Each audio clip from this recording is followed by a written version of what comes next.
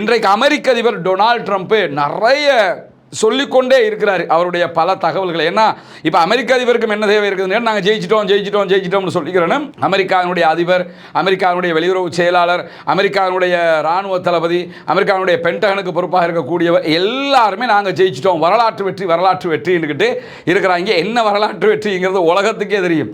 அவன் இதுவரைக்கும் ஹொர்முஸை மூடி வச்சிருக்கிறான்.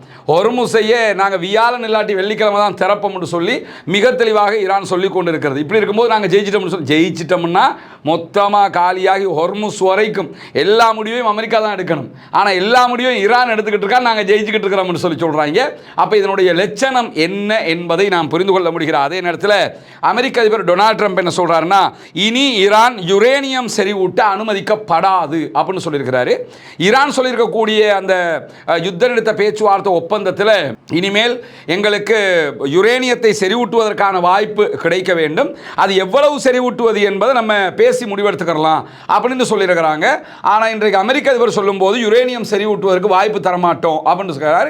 இது அந்த பேச்சுவார்த்தையில் தான் என்ன நடக்க போகிறதுங்கிறது தெரிய வரப்போகிற வெள்ளிக்கிழமை வரைக்கும் நம்ம பொறுக்க வேண்டி இருக்குது. அதற்கு அடுத்ததாக அமெரிக்க அதிபர் மேலதிகமாக சொல்லும்போது ஈரானில் ஆட்சி மாற்றம் வந்துருச்சான். என்ன ஆட்சி மாற்றத்தை கண்டாருங்கிறது நமக்கு தெரியலை. ஏன்னா அதே மசூத் பெசக்ஷின் ஜனாதிபதியாக இருக்கிறாரு, அதே வெளியுறவு அமைச்சராக இருக்கிறாரு, அதே பாராளுமன்ற சபாநாயகர் ஹலீபா பாராளுமன்ற சபாநாயகராக இருக்கிறாரு, அவர்களுடைய அதே IRGC இருக்கிறது, அவர்களுடைய ஆன்மீக தலைவர் பதிலாக இன்னொரு ஆன்மீக தலைவர் தேர்ந்தெடுக்கப்பட்டிருக்கிறார். இதெல்லாம் இருக்கும்போது ஆட்சியை மாற்றிட்டோம்ங்கிறாரு.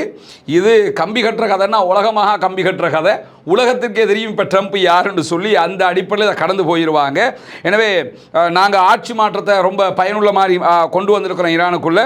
அமெரிக்கா ஈரானோட நெருங்கி செயல்பட்டு இணைந்து செயல்படும் அப்படின்னு சொல்லியிருக்கக்கூடிய அமெரிக்க அதிபர் யுரேனியம் செறிவூட்டல் எதுவுமே இனிமேல் இருக்காது, அமெரிக்கா ஈரானோடு இணைந்து ஆழமாக புதைக்கப்பட்டிருக்கக்கூடிய மேலதிகமான செறிவூட்டப்பட்ட யுரேனியத்தை நாங்கள் தோண்டி எடுப்போம் அப்படின்னு இருக்காரு. இது எதையுமே ஈரான் எங்கேயுமே சொல்லலை. அமெரிக்க அதிபர் டொனால்ட் ட்ரம்ப் ஊடகங்கள் கேட்க என்ன பண்ணுறாருன்னா, ஆமாம் செறிவூட்டப்பட்ட யுரேனியத்தை என்ன செய்ய போகிறீங்க, நாங்கள் எடுத்துக்கிடுவோம், நாங்கள் அப்படி பண்ணிடுவோம் இப்படி பண்ணிடுவோம்னு சொல்லிக்கொண்டே இருக்கிறார். அது நடக்கும்போது தான் நம்ம புரிந்து கொள்ள வேண்டியிருக்கக்கூடிய சூழலில் இதற்கு இடையில் நான் சொன்னேன், அமெரிக்க அதிபர் என்ன செய்வார்னா ரொம்ப சீரியஸாக பேசிக்கிட்டு வருவார். இடையில் என்ன பண்ணுவார்னா சிரிப்பு காட்டுற வேலையும் பார்த்துருவார்.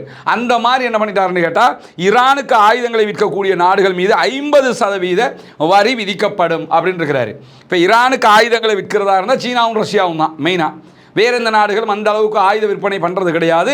அவங்க கள்ள மார்க்கெட்டில் செய்வதற்கு வாய்ப்பு இருக்கிறது. இப்போ ரஷ்யாவுக்கும் சீனாவுக்கும் திருப்பி நாங்கள் உங்களுக்கு வரி விதிப்போம் அப்படின்னு இருக்கிறாரு.